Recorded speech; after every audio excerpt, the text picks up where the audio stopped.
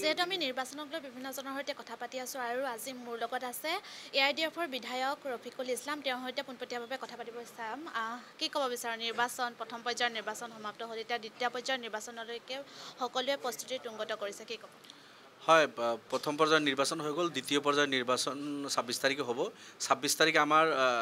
দুজন কেণ্ডিডেট আছে দুখন আসনত আমি খেলিছোঁ আপোনাৰ নগাঁও আৰু কৰিমগঞ্জ আৰু 7 তাৰিখ যিটো থাৰ্ড ফেজৰ নিৰ্বাচন আমাৰ মাননীয় সভাপতি বদৰুদ্দিন আজমল সাহেব ধুবুৰীৰ পৰা তেখেতে আছে আমি 14খন আসনৰ ভিতৰত 3খন আসনত আমি ইলেকশ্যন খেলিছোঁ আমি যুঁজি আছোঁ আমি 3খন আসনত জিকিম ইয়াৰ আগতো 2014 চনত আমি 3জন MP পাইছিলোঁ আমি তেতিয়া জিকিছিলোঁ এইবাৰো জনগণে আমাক আশীৰ্বাদ দিব আৰু 3খন আসনত নিশ্চিতভাৱে আমি জিকিম আৰু দিল্লীত গৈ আমাৰ মাননীয় সভাপতি যেনেকুৱা সামগ্ৰিক অসমৰ ডেভেলপমেণ্টৰ কথা তেখেতে তাতে উত্থাপন কৰিছে আৰু বিভিন্ন জাতি জনগোষ্ঠীৰ লগত সংখ্যালঘুৰ সমস্যাৰ কথা সজৰে উত্থাপন কৰি সমাধান কৰাৰ তেখেতে চেষ্টা কৰিছে এইবেলিও আমাৰ 3জন MP যাব আৰু আমি আশাবাদী দিল্লীত নন বিজেপি গভৰ্ণমেণ্ট এটা ফৰ্ম হ'ব বিজেপি এইবাৰ দূৰত থাকিব আৰু নন বিজেপি গভৰ্ণমেণ্ট হোৱাৰ সুযোগ হ'লে আমি তেখেতসকলক বিনা শৰ্তে তেখেতসকলক সমৰ্থন দিম আৰু আমাৰ 3জন MP তেখেতসকলৰ লগত থাকি অসমৰ সামগ্ৰিক ডেভেলপমেণ্টৰ কথা সংখ্যালঘুৰ ডেভেলপমেণ্টৰ কথা সকলো জাতি জনগোষ্ঠীৰ ডেভেলপমেণ্টৰ কাম আমি কৰিম কিন্তু এই ক্ষেত্ৰত প্ৰশ্ন উত্থাপন আহি আছে যে আপোনালোকে মাত্ৰ 3টা সমষ্টিতে প্ৰাৰ্থী প্ৰদান কৰিছে কিন্তু 14টা লোকসভা সমষ্টিত কিন্তু আপোনালোকে প্ৰাৰ্থীত্ব নিদিলে কি চাওক ইয়াৰ মূল কাৰণ হ'ল বহুত ইম্পৰ্টেণ্ট কুৱেশ্যন আপোনালোকে কৰিছে 14খন আসন আপোনালোকে 3খনতে কিয় দিলে 14খনত নিদিলে হয় আমাৰ যি পাৰ্টিৰ আপোনাৰ লাখ লাখ ছাপোৰ্টাৰ আছে মেম্বাৰশ্বিপ আছে আমাৰ 15জন বিধায়ক আমি আছোঁ আমাৰ MP আছে পঞ্চায়ত প্ৰতিনিধি আছে আমি 14খনত ইলেকশ্যন খেলিব পাৰিলোহেঁতেন কিন্তু আমি ইলেকশ্যন এই কাৰণে খেলা নাই যে 3খনত আমি জিকাৰ কাৰণে খেলিছোঁ বাকী কেইখন আমি এৰিছোঁ যাতে বিজেপি সুযোগ নাপায় বিজেপিৰ মানে আমি যাতে ভোট কাটি বিজেপিৰ সহজ নহয় তাৰ কাৰণে আমি সেইবিলাকত কেণ্ডিডেট দিয়া নাই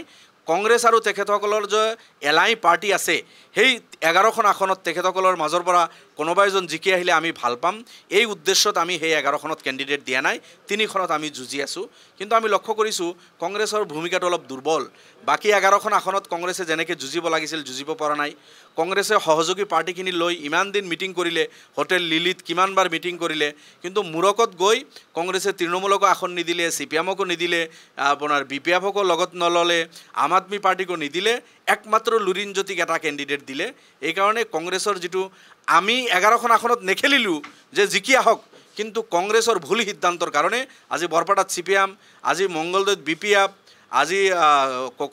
কোকৰাঝাৰতো তৃণমূল শিলচৰত তৃণমূল তেজপুৰত আম আদমি পাৰ্টি এনেকুৱা তেখেতসকলে আল্টিমেটলি বিজেপিৰ বিৰুদ্ধে এজন কেণ্ডিডেট যিটো হ'ব লাগিছিল কংগ্ৰেছে এইটো নোৱাৰিলে দুজন 3জন কেণ্ডিডেট হোৱাৰ কাৰণে বিজেপি এটা সুযোগ লোৱাৰ চেষ্টা কৰিব ইয়াৰ কাৰণে কংগ্ৰেছ দায়ী তথাপিও মই এই 3খন আসন আমাক যাতে জনগণে দিয়ে মই অনুৰোধ কৰিছোঁ আৰু নিশ্চিতভাৱে দিব 3খন বাকী 11খনত বিজেপি যাতে কোনোপধ্যে আহিব নোৱাৰে তাতে বিজেপিৰ বিৰুদ্ধে যোনজন শক্তিশালী কেণ্ডিডেট যাক ভাল লাগে যেনেকুৱা বৰপেটাত মনোৰঞ্জন তালুকদাৰ শক্তিশালী কেণ্ডিডেট 72জন বুদ্ধিজীৱী তেখেতসকলে কংগ্ৰেছক কৈছিল আপোনালোকে মনোৰঞ্জনক এৰি দিয়ক নিদিলে মই ভাবোঁ বৰপেটা লোকসভাৰ মানুহে যদি মনোৰঞ্জনক মানে সুবিধাটো দিয়ে বা কংগ্ৰেছেও যদি এতিয়াও তেখেতক সমৰ্থন দিব পাৰে ভাল হ'ব AIDFৰ ভেটিয়ে নাই উজনি তেনেদৰে বিভিন্ন বিৰোধীয়ে বিশেষভাৱে প্ৰশ্ন উত্থাপন কৰে যাৰ বাবে আপোনালোকে প্ৰাৰ্থী দিব নোৱাৰিলে এইটো নহয় এইটোতো অখিল গগৈৰ নিচিনা মানুহৰ বা এনেকুৱা ধৰণৰ মানুহৰ এনেই কৈ দিয়ে আপোনালোকে জানে লখিমপুৰ সমষ্টিত নাওবৈচাত একালত আমাৰ বিধায়ক আছিল যি লোকসভা এৰিয়াত বিধায়ক থাকে আপোনাৰ শোণিতপুৰ জিলাত আমাৰ পঞ্চায়ত প্ৰতিনিধি আছিল জিলা পৰিষদ আছিল কাউন্সিলৰ আছিল প্ৰেচিডেণ্ট আছিল এইবিলাক থাকে আজি এজন মেম্বাৰ নাই অখিল গগৈৰ পাৰ্টিৰ আজি লুৰণজ্যোতি গগৈৰ পাৰ্টিৰ এজন মেম্বাৰ নাই সদস্য নাই তেখেতসকলে ইলেকশ্যন খেলি আছে কিন্তু আমাৰ লখিমপুৰত বিধায়ক আছিল আমাৰ শোণিতপুৰ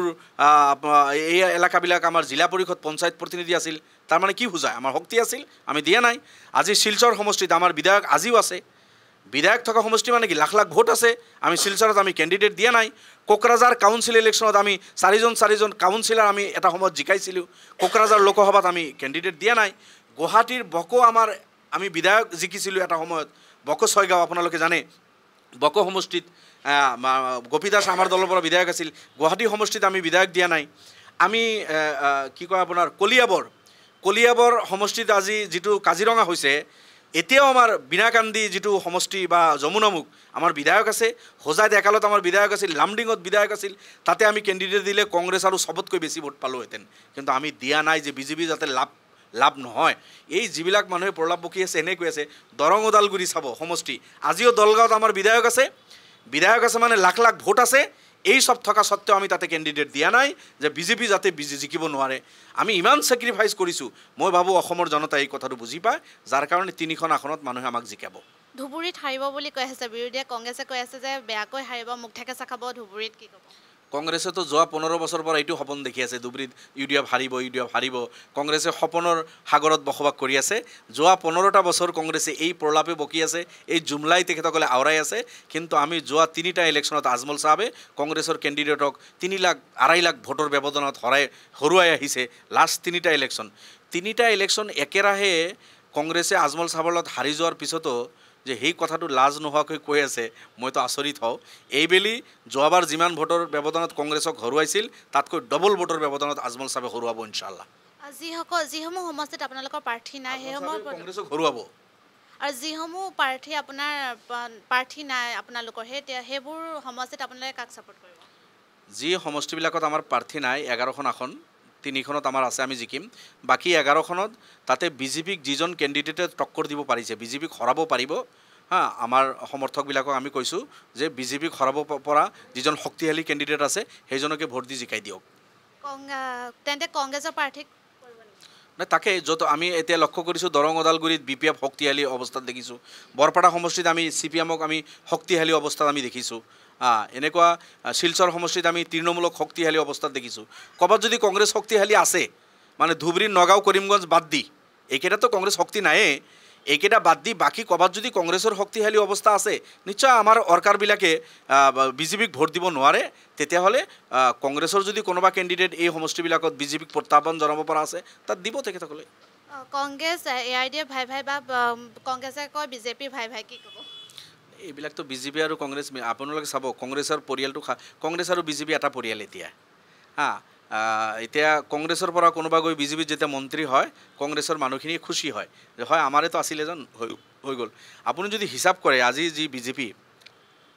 কংগ্ৰেছৰ একফালৰ পৰা গৈ ঘৰ চাপ হৈ গ'ল কমলাক্ষ পুৰকায়স্থ কংগ্ৰেছৰ MLA বিজেপিৰ হৈ কাম কৰি আছে বসন্ত দাস কংগ্ৰেছৰ MLA বিজেপিৰ হৈ কাম কৰি আছে সিদ্দিক আহমেদ কংগ্ৰেছৰ MLA বিজেপিৰ হৈ কাম কৰি আছে শশীকান্ত কংগ্ৰেছৰ MLA বিজেপিৰ হৈ কাম কৰি আছে আপোনাৰ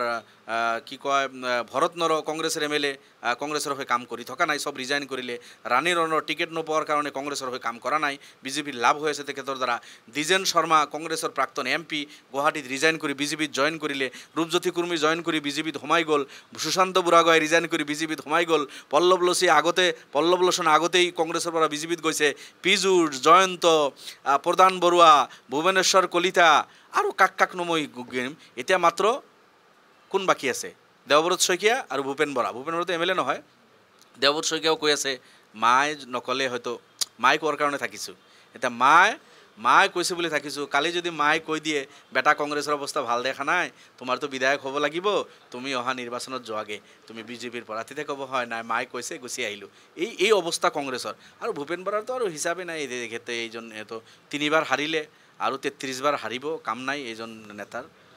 শেষত দুটা প্ৰশ্ন কাক লৈ আপোনালোকৰ স্থিতি কি আৰু ইউনিফৰ্ম চিভিল কোডক লৈ কি ক'ব কাৰ আমি আৰম্ভণিৰ পৰা বিৰোধিতা কৰিছোঁ কাৰ অসম চুক্তি নৎসাত কৰে গতিকে অসম চুক্তি নৎসাত কৰা এইখন আইন অসমীয়া জনতাই নামানে যাতে বিভিন্ন জাতি জনগোষ্ঠী ছাত্ৰ সংগঠন ইয়াৰ বিৰোধিতা কৰি আছে UDFও বিৰোধিতা কৰি আছোঁ কালৈ আমি দিল্লীত আমি সুপ্ৰিম কোৰ্টতো কেছো কৰিছোঁ কা বাতিল কৰিব লাগে বুলি গতিকে এইটো আমাৰ ষ্টেণ্ড জাগাত আছে ইউনিফৰ্ম চিভিল কোড ভাৰতৰ কাৰণে এটা প্ৰযোজ্য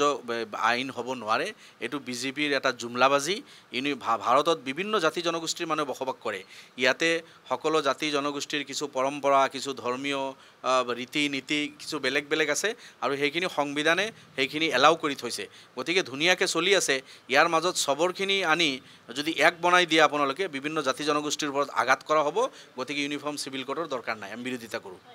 ধন্যবাদ জনাইছোঁ আৰু এয়াই আছিল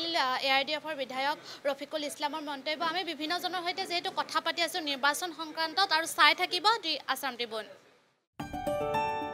Do not forget to like, share and subscribe to the Assam Tribune.